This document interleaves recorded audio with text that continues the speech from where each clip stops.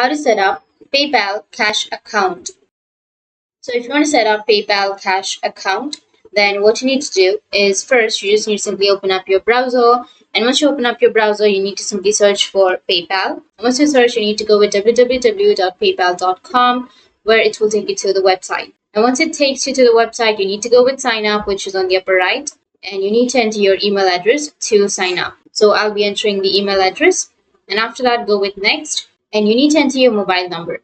So enter your mobile number, and you need to enter the code which PayPal has sent to your mobile number. And after that, you need to create your password.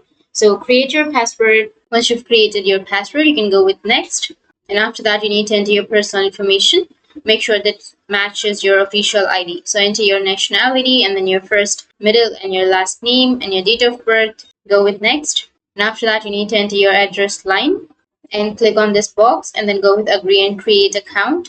Once you enter your address, go with agree and create account, and that's it. Now you can send your money or shop, and that's how you can create your account.